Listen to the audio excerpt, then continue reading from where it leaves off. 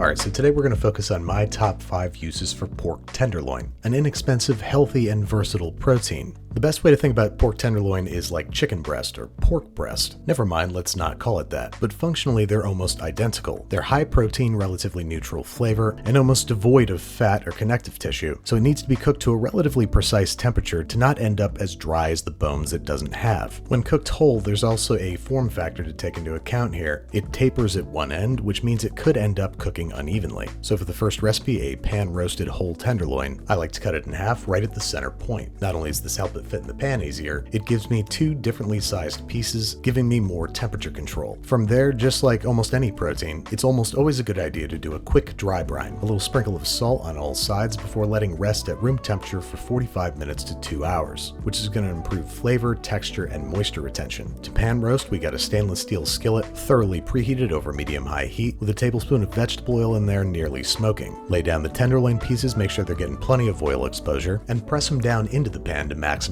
contact, at which point they're going to superglue themselves to the bottom of the pan. After 2 to 3 minutes of not screwing around with them, however, we're going to be rewarded with a nice golden brown crust, which we ideally want to get on all 4 sides, but if your kitchen's starting to smoke out, just flip them over and then send them straight into the oven, which we have preheated to 300 degrees Fahrenheit, a nice gentle environment in which to bring the pork up to 145 degrees Fahrenheit at its thickest point. Then once we wrap it up tight in aluminum foil, it's going to come up another 5 to 10 degrees, during which time we're going to make a bourbon mustard pan sauce. There's some beautiful fond and still a little bit of fat in the bottom of our pan, so over medium heat we're going to saute a finely minced shallot in there, scraping up all the good stuff for about 1 to 3 minutes or until the shallots start to turn translucent, and then we're deglazing with the hard stuff, a quarter to a half cup of bourbon depending on how much you like bourbon. Safest way to do this is to remove it from the flame completely or turn the flame off. Add the bourbon, let it hiss and steam, and use a stick lighter or the stovetop to ignite. Bear in mind you don't have to do this at all, but as one of those kids who is obsessed with fireworks now living in New York City, this is all I have. Once all the alcohol is burned off, we're going to add some chicken stock, which we can optionally bolster beforehand with gelatin, dissolving 1 packet of powdered gelatin with a few tablespoons from our 1 cup of chicken stock, mixing into a jelly bouncy paste. This is going to give your sauce better body and mouthfeel, 2 attributes I aspire to every day. Add the stock, bring things up to a simmer, add the gelatinized stuff, and whisk until dissolved. Now our sauce needs 3 things: fat, acid, and to be thicker. To 2 of those ends, we're going to add a quarter cup of heavy cream, and then for the acid, we have 1 tablespoon of Dijon mustard. Give it a mix, season it with kosher salt and freshly ground black pepper, and cook down to a thick, pourable consistency. When it's just about done but still a little thin, we're going to take it across the finish line with butter. Kill the heat and add 2 unsalted tablespoons, whisking constantly to emulsify the butter into a thick, creamy sauce. And don't forget to add the drippings from the resting pork. It might thin things out a little bit too much, but this is a very, very stable sauce. So long as you do it gently, you can cook it down to a thicker consistency. Taste for seasoning, then it's time to serve. Now for a slightly more pro look, you can optionally strain the sauce before serving, but bear in mind this is going to cool it down, so don't be afraid to nuke it before pouring over your pork. Speaking of which, this guy gets simply sliced into medallions, which we're going to do straight up and down or diagonally across the grain to maximize tenderness. Generously spoon the sauce over top, garnish with some herbs like parsley or tarragon, hit it with a little bit more S&P, and just like that, with a simple arugula salad, it's dinner time. We have a super flavorful, well-balanced sauce and properly cooked pork that's juicy and tender. And if you dry brine the pork the night before and let it hang out in the fridge, this thing ends up on the table in less than 30 minutes. But if you got a little more time on your hands and you prefer the crispier, crunchier side of things, pork tenderloin makes a perfectly lovely protein for tonkatsu, or fried pork cutlets, the uses for which are many. First thing we gotta do is break down this long, skinny log into wide, thin cutlets. So I'm cutting this tenderloin on a hard bias into 3 pieces, each of which I'm gonna butterfly the same way I would a chicken breast, basically just cutting it open from its thickest side and opening it up like a book. Then to get them thinner and more even in thickness, we're gonna cover them in plastic wrap and pound them out. You can use a meat mallet or a heavy bottom fry pan. Once you got them nice and thin and even, we're gonna do the usual dry brine thing, hitting these with a little bit of kosher salt and letting them hang out for 45 minutes before we commence to breading, which we're gonna do using a standard 3-station setup. 3 bowls, one with all-purpose flour, one with panko breadcrumbs, and one in between the 2 where we got 2 eggs beaten together with a pinch of salt and a little splash of water. This is gonna help beat them up more smoothly and coat our pork more evenly. I'm pouring into a shallower, wider bowl for easier easier dipping, and from there it's business as usual. Thoroughly coat in flour, followed by egg, followed by breadcrumbs. Bear in mind, don't start this procedure until you've got your oil preheated. Letting these sit around for too long before frying can make the breading pull away from the meat. So ideally we're going straight from the breadcrumbs into a bath of vegetable oil, preheated to 375 degrees Fahrenheit. These guys are real thin, so in some nice hot oil they're going to be cooked pretty much as soon as they're brown, anywhere from 3 to 5 minutes. Drain these guys in a wire rack and give them a sprinkle of salt while they're still nice and warm. Use in a standard tonkatsu situation, or if you feel like going German tonight, go with some mashed potatoes, herbs, and cranberry sauce, and surprise, it's now pork schnitzel. No matter what you call it, it's juicy, tender, flavorful, and crisp. But what if you're on a special diet where you can only eat meat that's skewered? In that case, let's take a look at a weeknight pork souvlaki. This time chopping up the tenderloin into 1-inch or bite-sized pieces. As usual, hitting it with salt, but this time we're going to go one step further and marinate, combining the juice of 1 large lemon, 3 ounces of olive oil, a tablespoon of dried oregano, 1 tablespoon honey, 2 crushed garlic cloves, and a half teaspoon of freshly ground black pepper. Tiny whisk or regular sized fork to combine, pour over top the pork, give a rigorous mixing, and allow to marinate for 45 minutes to 2 hours. Now ideally you'd take these straight out on the grill, but if that's not an option or if it's too cold like it was on the day we shot this, we're instead going to use the British grill or broiler, skewering the meat on not 1 but 2 skewers. This assures that the meat can't rotate on the skewer of its own accord, so that we can rotate more accurately and cook more evenly. Preheat the broiler and place the oven rack on the highest most position, and center the skewers underneath the heating element so they get even heat, rotating the aluminum foil lined tray once or twice during cooking. Meanwhile, we're combining 1 tablespoon dried oregano, 1 teaspoon dried thyme, half a teaspoon garlic powder, and a half teaspoon each kosher salt and freshly ground black pepper. This is going to be our post-grilling spice mix. Speaking of which, our souvlaki is nicely browned on one side, which means it's time to flip, a process made all the easier by the dual skewers. Just like grilling, it should only take broiling for a few minutes on each side, and by the time you've got nice browning on both, the pork should be cooked through. But if you want to be safe, temp it at its thickest point should be between 145 to 150. Once complete, we're going to squeeze over or brush down with lemon juice and give it one last big hit of flavor with our spice mixture. Serve with rice pilaf and a simple tomato cucumber salad for a quick, easy, delicious, and well-rounded dinner. But what if you're all like, enough of this savory nonsense? I want the 3 big S's, sweet, sour, saucy. Give it to me now, or I'll release the footage of you tucking your tiny whisks into bed. Well, to that I would say, first off, chill out. I was just about to show you anyway. We're gonna make a pseudo sweet and sour pork stir fry. First, once again, breaking down the pork into bite-sized pieces, which we're then going to velvet, a distinctly Chinese style of marination, combining 1 tablespoon each vegetable oil, dark soy sauce, and cornstarch. Whisk to combine, add the bite-sized pieces of pork, toss to combine, cover and refrigerate for 30 to 60 minutes, during which time we're going to ready a simple sweet and sour sauce, combining 1/3 of a cup of white vinegar, 1 tablespoon light soy sauce, 1/3 of a cup of white sugar, a teaspoon each Worcestershire and oyster sauce, a 1/4 cup each ketchup and pineapple juice, a 1/2 inch of grated fresh ginger, but in a pinch a teaspoon of the dried stuff would be fine, and 1 grated clove of garlic. Likewise, you can sub for a 1/2 teaspoon of garlic powder. Whisk to combine, and then take about half of this mixture and add 2 tablespoons of cornstarch to it. Set aside because now it's time for the scary part. Getting a wok ripping hot with a tablespoon of vegetable oil in the bottom, adding our pork and searing the hell out of it until we have a little bit of color. You need a wok hot enough that the pork doesn't stick and that it picks up this color in less than 30 seconds. Once you got some nice browning, we're going to add our veg. About a 1/2 cup each chopped onion and red and green bell pepper. Add to the wok, toss around by hand if you dare, or just give it a mighty stir. Either way, keep it moving and make sure the veg gets some heat. Once we start picking up some nice color, we're going to add a 1/2 cup of chopped pineapple and the uncornstarched half of our sauce. Give it a stir, let it cook for about 30 seconds, and then we're going to assess the thickness of the sauce from there. You can add as little as a few splashes or as much as all of the cornstarch slurry, depending on how thick and glossy you want your sauce. I added all of it and made my sauce a little too thick and glossy, so I thinned it out with a little splash of water, which brought it right to the sweet spot. At this point, our pork should be cooked through and our veg lightly softened, which means it's time to plate up with some steamed white rice, garnish with a few thinly sliced scallions, sprinkle with sesame seeds, and dig into this iteration of a Chinese takeout classic, a quick and easy sweet and sour pork. So at this point, we've covered 4 different techniques for cooking the actual pork.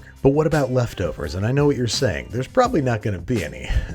but just in case there are. You can use it pretty much any way you'd use leftover chicken breast, but for something a little more unique, we're going to try out an Italian classic, tonnato, which is like a tuna mayonnaise. We're starting with a basic homemade mayonnaise, combining 1 large egg, a half clove of garlic, the juice of 1 lemon, a teaspoon of Dijon mustard, and 1 teaspoon of drained capers. Plus we're going to throw 2 anchovy fillets in there just to nail home the fish flavors. Along with a pinch of salt, combine in a cup the same width as the size of your immersion blender head, and blitz a few times until relatively smooth. And this recipe normally calls for olive oil, but over-processing olive oil can make it bitter, so I'm opting instead for a half cup of vegetable oil. Carefully pour it down the side of the vessel so it settles on top of the egg, and slowly pulse the immersion blender head up and down while running, emulsifying everything together into a smooth mayonnaise. Now we've got a 6-ounce container of high-quality tuna, drained, which we're going to add to the mayonnaise mixture and then, using the immersion blender, blitz until smooth. I know this might seem odd to non-Italians and dislikers of tuna, but really it's just tuna salad made into a sauce. And as somebody who doesn't really like tuna salad, it actually tastes very good. Very savory and rich and umami forward without being too tuna-y. Now at this point it's quite thick, and I do want to bring some of that olive oil flavor, and thanks to the tuna it's such a stable emulsion that we can just add olive oil at this point. Half a cup's worth and it'll bring all the flavor without getting over-processed and bitter, or enough until it has a nice pourable consistency. Now we can retrieve our leftover pan-roasted pork tenderloin from the fridge and slice very thinly into medallions. These are really just serving as a vehicle for the tonnato, so make them just about as thin as you can, like just over deli meat thickness. Then we're going to decoratively shingle these around the outside of a plate, then fill the center with something crisp and vegetal for contrast. I've just got some thinly sliced celery, which I'm going to top with roughly chopped parsley. Then we're going to generously sauce the pork with the tonnato. It is the star of the show, so it's pretty hard to overdo it. Hit it with a little pinch of salt and some freshly ground black pepper, a final drizzle of olive oil, and what you end up with is one classy-ass lunch, appetizer, or I don't know, snack to sneak into the movies. And like I was saying, as a tuna tolerator, I was expecting to just choke down one bite of this, but it was actually quite good. That being said, Nico and Rachel are much bigger fans of tuna, so I thought it fair to leave this one to them. I hope this episode gave you some new ideas and techniques to try out for yourself, and I hope if you haven't tried making pork tenderloin before that you give it a shot. It's a wholly underutilized protein, and I think it's really worth your time. Thank you so much for watching, and stay tender out there.